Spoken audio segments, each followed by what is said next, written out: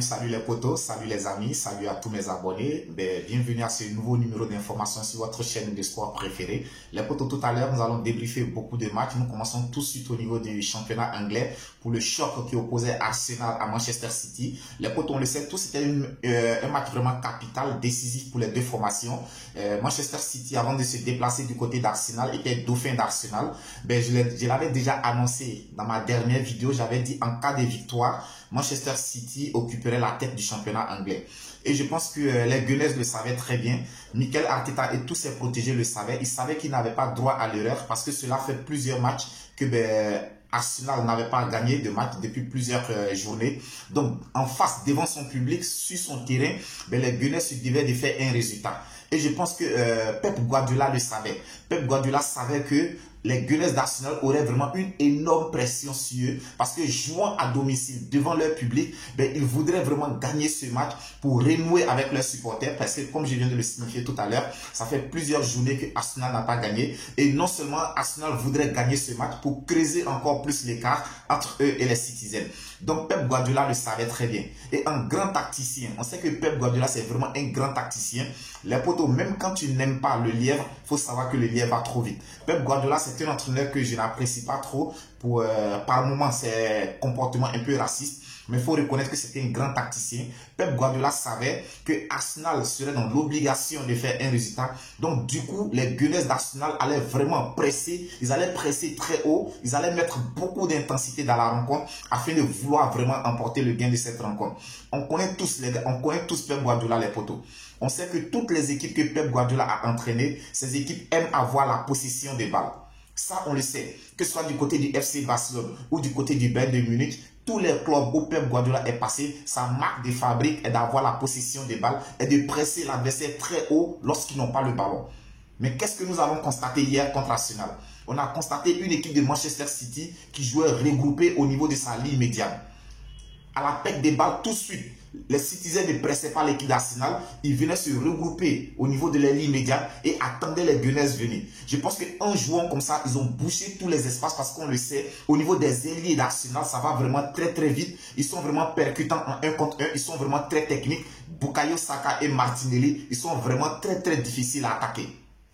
Donc Pep Guardiola le savait, alors pour ce fait il fallait jouer en bloc, il fallait boucher tous les espaces pour empêcher ses ailiers de pouvoir vraiment faire la différence parce qu'on le sait, le danger numéro 1 d'Arsenal vient toujours soit de Bukayo Saka ou de Gabriel Martinelli, ça on le sait tous. Et Pep Guardiola également le sait. Pep Guardiola sait que ça ne servirait à rien de presser cette équipe d'Arsenal. Oui, techniquement les joueurs d'Arsenal n'ont rien envié aux joueurs de Manchester City. Techniquement, ils sont à l'aise. Ils sont à l'aise avec le ballon. Donc, Pep Guardiola savait qu'en voulant, s'il voulait presser cette équipe d'Arsenal, il allait créer beaucoup d'espace dans son dos, ce qui allait profiter aux Gunners. Donc, ils ont plutôt joué regroupé, laissant seul Haaland devant presser la défense d'Arsenal. Et tout le reste du bloc d'équipe était au niveau de la ligne médiane. Tactiquement, les potos, je dirais que ça a été vraiment très très bien joué de la part de Pep Guardiola. Les potos, je dirais que le professeur a encore enseigné l'élève. On le sait tous, les potos. Mikel Arteta a été l'adjoint de Pep Guardiola durant plusieurs saisons. Donc, il a beaucoup appris de Pep Guardiola et Pep Guardiola le savait. Les potos, il n'y a pas le fabricant d'un moteur.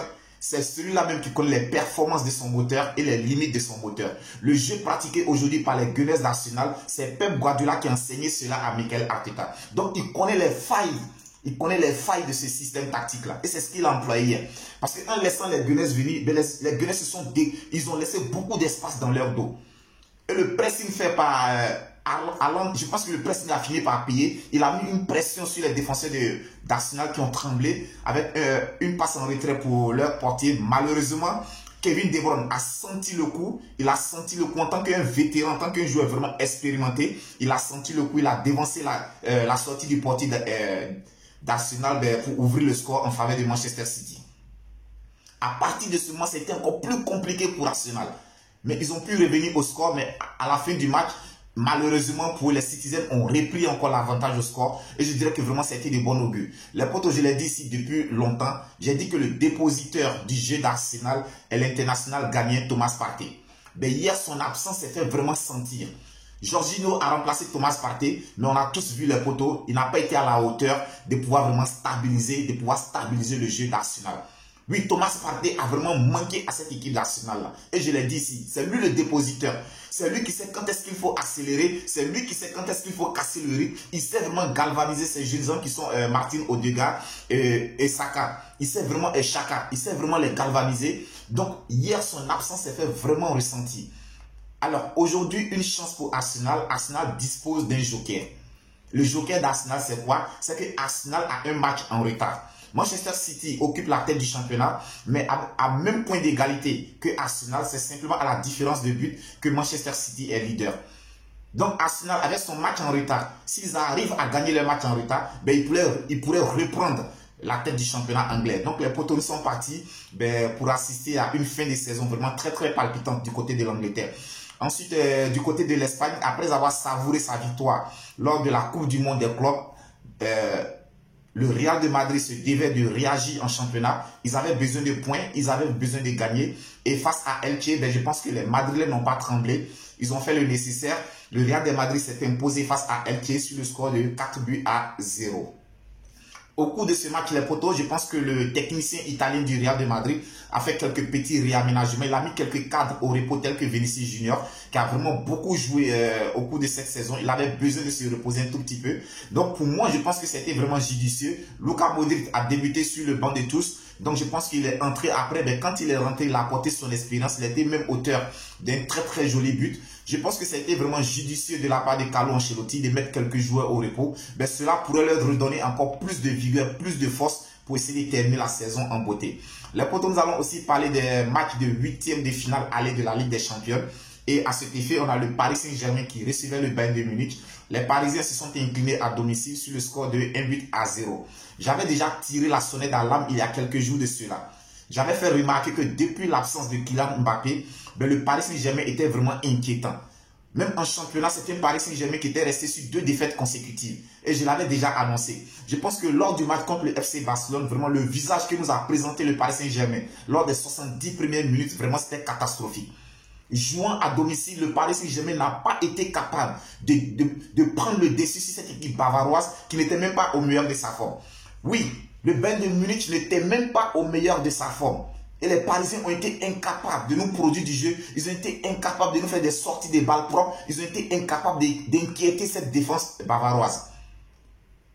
Il a fallu attendre l'entrée de Kylian Mbappé pour décanter les choses, pour voir enfin un Paris Saint-Germain entreprenant, pour voir enfin un Paris Saint-Germain se créer d'occasion. Moi, je dirais que vraiment, c'est pas normal. Pour moi, c'est pas normal.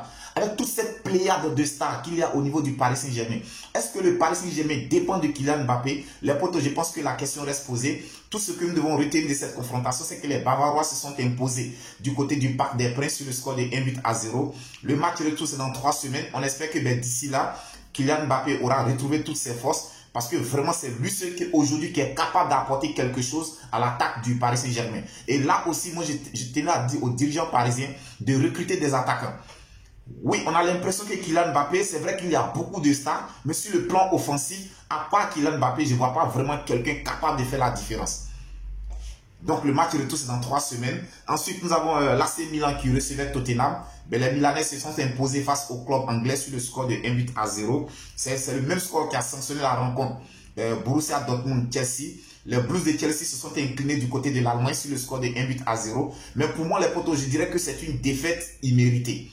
Imméritée pourquoi? On le sait tous en championnat. En ce moment, c'est très très compliqué pour les Blues de Chelsea en championnat. Ils sont, je crois, 9e de la Première Ligue. C'est vraiment compliqué. Mais au cours de cette rencontre, face au Borussia Dortmund, pour les personnes qui ont regardé le match les potos, on a vu un autre visage de Chelsea.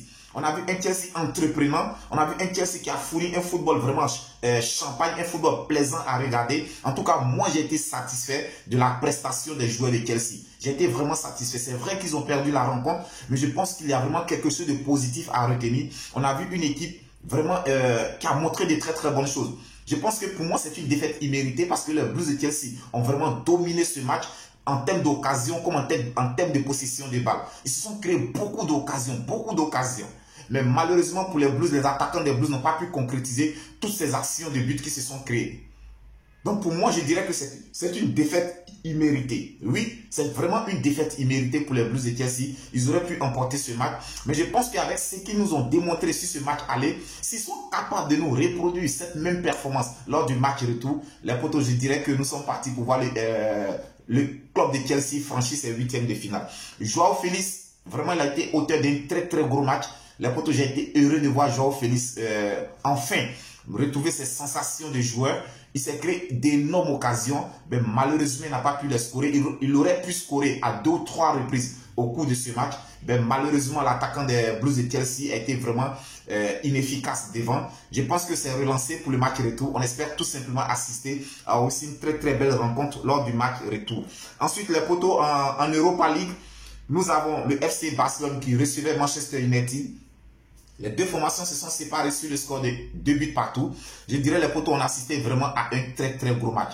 Nous avons assisté à un match de haut niveau. On a vu vraiment deux équipes qui sont tenues, qui nous ont produit du très très beau football. Pour moi, je dirais que cette rencontre pourrait être une rencontre de finale de Champions League. Oui, tellement le match était vraiment intense. On a vu vraiment de très très bonnes choses. Mais par contre, ce que je voudrais dire, on sait tous aujourd'hui qu'en championnat, le FC Barcelone a l'une des meilleures défenses d'Europe en ce moment. Parce qu'en championnat, ils n'ont qu'encaissé 7 buts depuis le début de la saison. Alors, je ne peux pas comprendre. Pour une défense qui fait partie des meilleures défenses, mais sinon la meilleure défense d'Europe actuelle, ben une telle défense ne peut pas encaisser 2 buts en 7 minutes. Surtout jouant à domicile. Je pense que c'est inadmissible. Et c'est la même chose qui s'est produite en Champions League cette année, raison pour laquelle le FC Barcelone a été reversé en Europa League.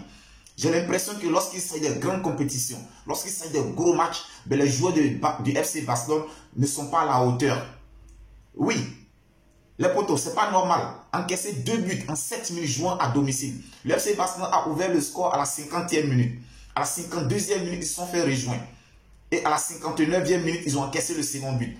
Marcus Rashford, les potos, je l'avais déjà annoncé, c'était l'homme à suivre comme du lait sur le feu. On le sait tous en ce moment, le Mancunien est vraiment très très en forme. Ben, aujourd'hui, il a encore confirmé sa bonne forme. Il a encore confirmé que oui, c'est lui qui tient aujourd'hui cette équipe de Manchester United.